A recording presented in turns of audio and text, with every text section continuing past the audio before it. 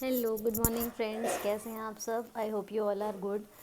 लेटे लेटे मैं बोर हो गई, मैंने सोचा आपसे कुछ बातें कर लें। एक्चुअली मम्मी है तो मम्मी मुझे कोई काम नहीं करने दे रहे हैं और नित्या बहुत सपोर्ट करती है। नित्या ब्रेकफास्ट वगैरह मम्मी के साथ भी काफ़ी हेल्प करती है, व्यान को भी काफ़ी संभाल लेती है। तो मैं फ़िलहाल रेस्ट पे ही हूँ। तो मैंने सोचा कि बैठे बैठे आप लोगों से कुछ बातें कर लें। जिन लोगों को गॉल ब्लैडर में स्टोन है और जो ये सोच के बैठे हैं कि वो स्टोन आपका मेडिसिन से रिमूव हो जाएगा, तो शायद कुछ हद तक होता हो, बट मैंने कोई आज तक केस नहीं सुना है जो मेडिसिन खा के उनकी पथरी निकल गई हो। गॉल ब्लैडर में स्टोन का सॉल्यूशन सर्जरी ही है, और वो भी हमें टाइम रहते करवा लेनी चाहिए। जैसे कि मैं डिले करी थी, मेरे हस्बैंड कब से मुझे बोल रहे थे सर्जरी कराने के लिए, पर मैं सर्जरी से डर रही थी और डिले कर रही थी, और वो डिले करने का नतीजा मैंने भुगता, जो एंड में मेरा ब्लैडर फट गया। आप ये सोचो कि शायद अगर मैं 10 दिन ना जाती या थोड़ा लेट हो जाती और वो अंदर फट जाता तो कितना क्रिटिकल, मतलब फिर तो पता नहीं शायद बच भी पाते हैं या नहीं बच पाते। मेरे सामने वहाँ पर कई केस ऐसे आए जिनका पीता फट गया, पथरी कहाँ पेट में फंस गई है समझ नहीं आ रहा, डॉक्टर सीटी स्कैन कर रहे हैं।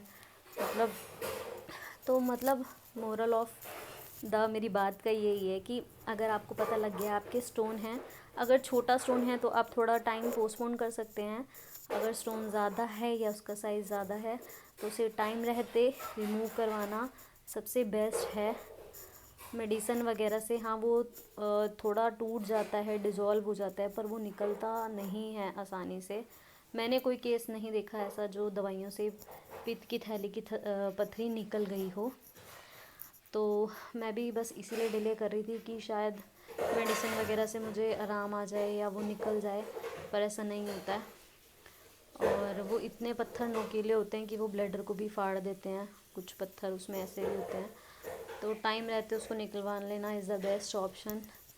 ज़्यादा डिले नहीं करना चाहिए। कहते हैं कि लेप्रोस्कोपिक जो सर्जरी होती है, जो लेज़र ऑपरेशन होता है, वो उतना पेनफुल नहीं होता है। ऐसा सब बोलते हैं कि आप तीसरे दिन या चौथे दिन नॉर्मल हो जाते हो, पर मेरे साथ ऐसा नहीं है। शायद मैं थोड़ी ज़्यादा छुई हुई हूँ, लेकिन नहीं, मतलब सर्जरी तो सर्जरी होती है यार, ऑब्वियस सी बात है। पेट आपका उसमें भी कटता है, चाहे वो 4 टांके लगे हैं। 4 टांके मेरे, 2 इधर हैं, 2 नीचे नाभि पे हैं। मेन जो मुझे पेन दे रहा है वो ये है, जो मेरे यहाँ साइड में से, मतलब इधर साइड में से मेरे एक पाइप डाला था जहाँ गॉल ब्लैडर होता है। वो पाइप मेरे हाथ से भी लंबा था, मेरे हस्बैंड ने देखा है वो जब उन्होंने निकाला, इतना वो मतलब हाथ से भी लंबा वो अंदर था। और जब वो निकला ना, उस पाइप की वजह से ही मुझे ज़्यादा प्रॉब्लम आ रही थी बैठने लेटने में, बोलने में, चलने में। तो जब वो पाइप निकला उसके बाद मुझे बहुत रिलीफ़ हुआ। और जहाँ से उन्होंने पाइप निकाला वहाँ पर उन्होंने ना कोई टांका लगाया है, मतलब वो ओपन ही छोड़ा हुआ है। तो अभी भी मुझे वो चीज़ जगह पेन कर रही है और मुझे फ़ील होता है कि वहाँ से कुछ निकल रहा है, कुछ फ्लूइड सा निकल रहा है। कल उन्होंने ड्रेसिंग कराने के लिए बोला था, तो मेरी मम्मी और नितिन ने ड्रेसिंग करी है। तो उन्होंने देखा कि वो अभी वो गड्ढा दिख रहा है, मतलब वो भरा नहीं है, वो उसको हील होने में टाइम लगेगा। तो वो मुझे ज़्यादा पेन दे रहा है। पर लेप्रोस्कोपिक सर्जरी में भी पेन होता है, ऐसा नहीं है उसमें पेन नहीं होता है। मतलब मुझे तो बहुत ही पेन हो रहा है। अब थोड़ा बेटर है क्योंकि टांके थोड़ा सूखने लगे हैं, तो टांकों में थोड़ा पेन कम है। पर उस जगह पे मैं अभी तक करवट भी नहीं ले पा रही हूँ, मतलब किसी साइड भी करवट नहीं ले पा रही, ना इधर ना उधर। पेन मुझे प्रॉपर ही है।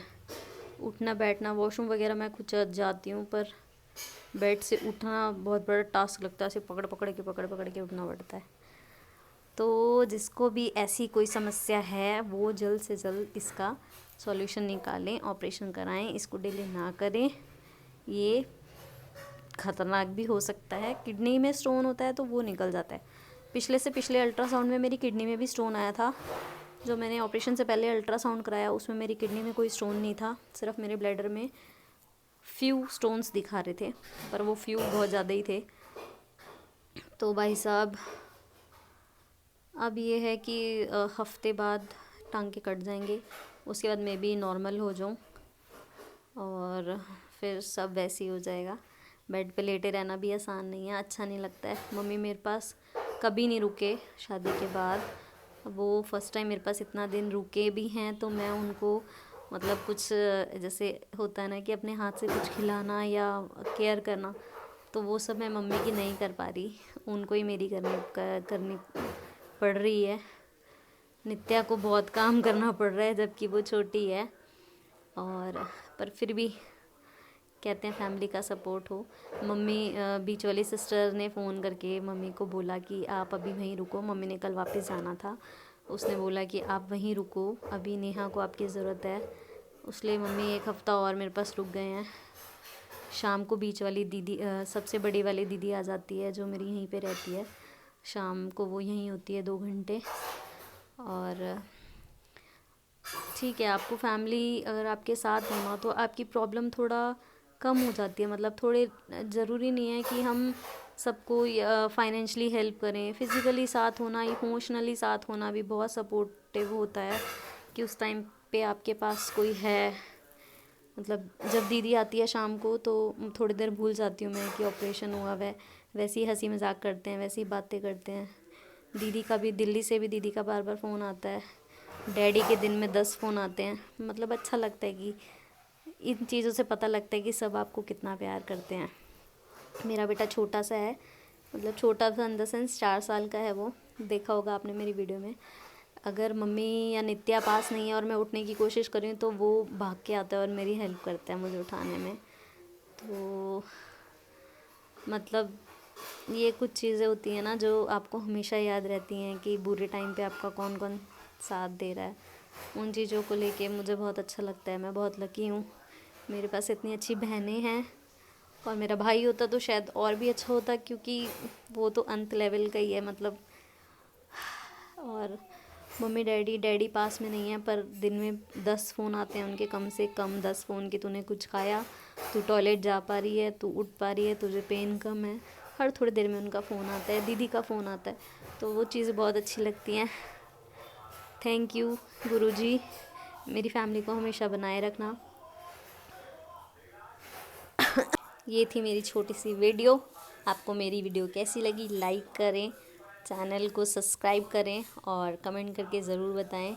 आई होप जितने आप लोग मेरी वीडियोस को देखते हैं उतने उन शायद सब ने सब्सक्राइब नहीं कर रखा है, तो सब्सक्राइब करें जिससे मुझे मोटिवेशन मिले कि मैं और वीडियोस बना पाऊँ और आपको आपके लिए ला पाऊँ।